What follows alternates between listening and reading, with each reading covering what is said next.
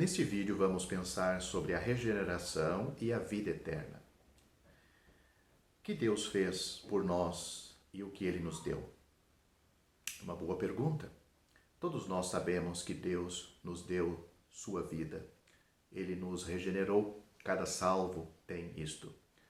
E todos os que creem nele, no Senhor Jesus, e o receberam, foi-lhes dado o poder de serem feitos filhos de Deus. Isto está em João capítulo 1, versículo 12. Somos nascidos de Deus e temos o poder de sermos feitos filhos de Deus. João capítulo 1, versículos 12 e 13. João capítulo 3 diz que nascemos de novo. Foi o Espírito Santo quem nos regenerou. Versículo 6. A primeira epístola de João nos diz que o homem pode ser regenerado. Diz que todo aquele que crê que Jesus é o Cristo é nascido de Deus. 1 João capítulo 5, versículo 1. Como fomos regenerados?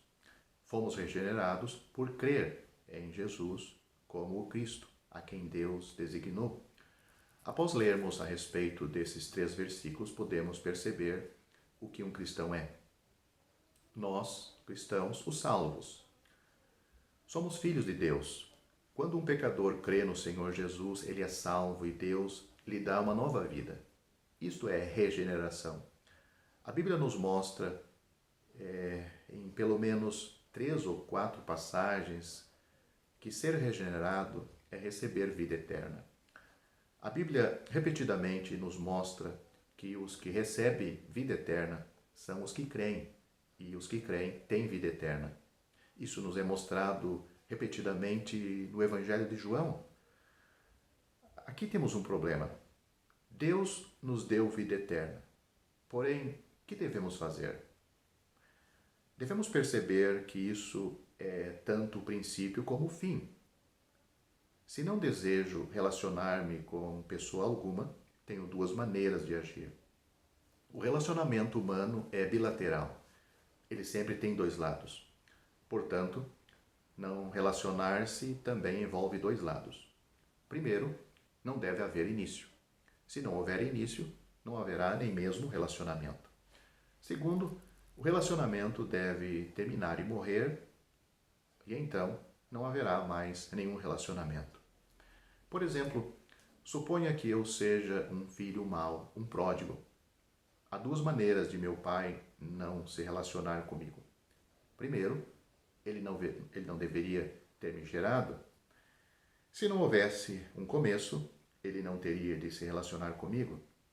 Mas se já houve um começo, então ele não pode mais usar o primeiro caminho para desfazer esse relacionamento. Neste caso, ele pode apenas esperar o dia até que eu morra. Quando eu morrer, meu relacionamento com ele estará acabado. Se não nasci dele, nada tenho a ver com ele. Se morri, eu também não tenho mais nada a ver com ele. O que acontece então, o que acontece entre Deus e nós? Deus nos gerou. Na época em que cremos, no dia em que cada pessoa creu no Senhor Jesus, Deus nos gerou com o seu Espírito Santo e com sua própria vida, nos tornando filhos de Deus. Nós nos tornamos os filhos de Deus. Pode esse relacionamento ser desfeito? Será que existe essa possibilidade? Se hoje você tem um filho que é mau, indisciplinado e desobediente, você pode renegá-lo no tribunal. Mas ainda há o fato de tê-lo gerado. Ele ainda é seu filho, em realidade. Hoje Deus nos gerou, cada pessoa salva. Ele foi gerado por Deus. Ele pode dizer que não nos gerou? Mesmo se nos tornarmos piores do que somos, ainda somos nascidos dele. Mesmo se nosso pai nos renegar, ainda somos nascidos dele. Ninguém pode negar o fato do nascimento. Um bom filho é nascido de seu pai. Um mau filho também é nascido de seu pai. Ninguém pode anular esse relacionamento, esse primeiro relacionamento. Então, quando Deus nos justificou, ele não o fez como uma pessoa que se livra com 2 moedas dos pedintes na rua. O pedinte vem, você dá 2 moedas para que ele vá embora logo, mas Deus não é assim. Ele não nos salva para nos tratar desta maneira. Ele disse que nos gerou. Deus está no Espírito e nós também estamos no Espírito. Deus e nós temos um relacionamento de pai e filho. Isso é o que o próprio Deus disse. Ele nos deu o poder para nos tornarmos filhos de Deus.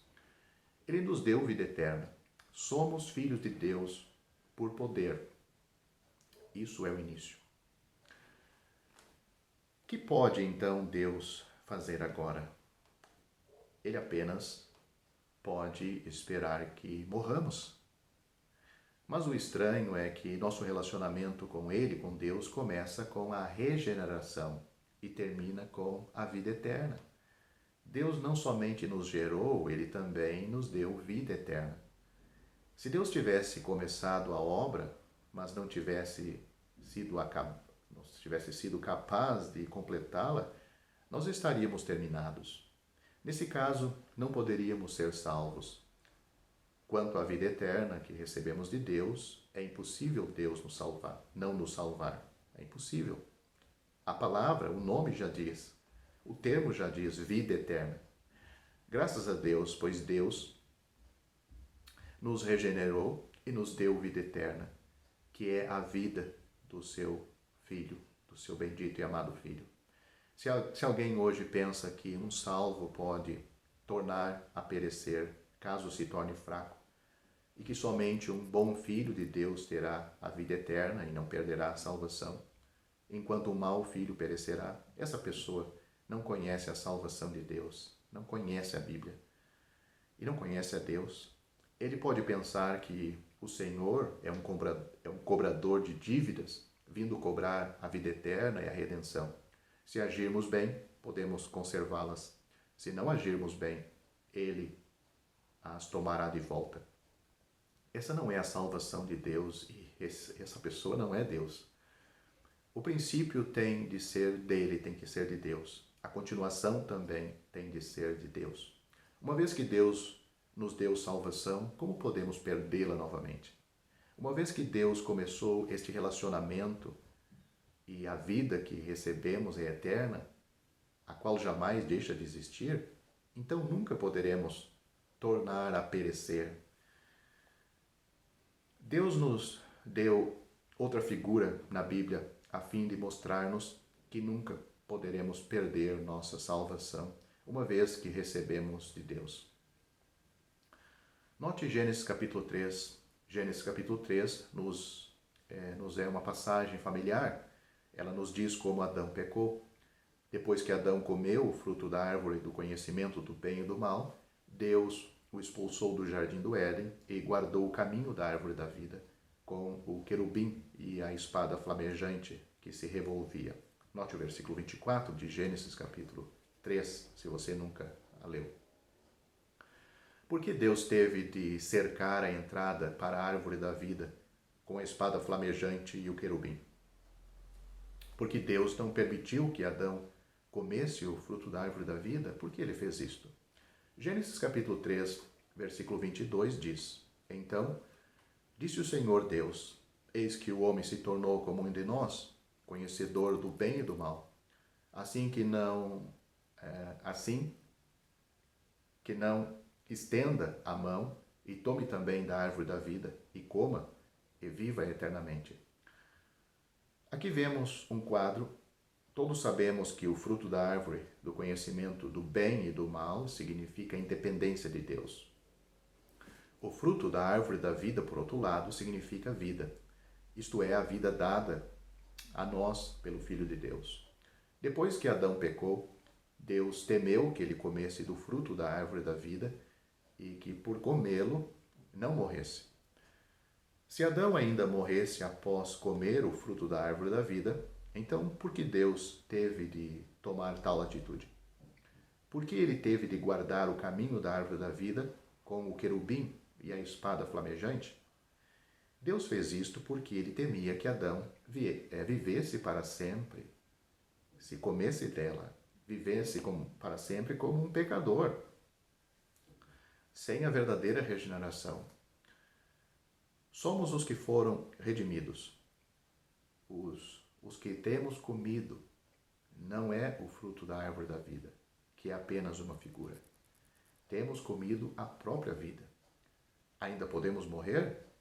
Se Adão nunca pudesse morrer após ter comido o fruto simbólico da árvore da vida, como podemos morrer após termos sido lavados pelo sangue do Senhor Jesus, tendo comido da própria árvore da vida e tendo recebido vida eterna? Como poderíamos nos perder? Adão recebeu a árvore da vida como um tipo, uma figura, enquanto nós recebemos o que a árvore da vida tipifica. Então, como podemos morrer? Morrer eternamente. Somente os que não sabem o que é regeneração e o que é vida eterna conseguem dizer que a salvação pode ser perdida. Damos graças ao Senhor porque a vida eterna é um fato que não pode ser anulado. É uma história que nunca pode ser destruída. Eis porque podemos viver diante de Deus. Que graça Deus nos concedeu. O relacionamento entre Deus e nós, os salvos, é tal que podemos fortemente dizer que nenhum poder na terra, no céu, no inferno, pode separar-nos dele. Mesmo se Deus estivesse insatisfeito a esse respeito, ele não poderia anular tal relacionamento. Já estão disponíveis para leitura os comentários do Novo Testamento e do Antigo Testamento de João Nelson Darby. Estão nos formatos de livro, e-book, também aplicativo para o celular Android. Visite o nosso site www.palavrasdoevangelho.com.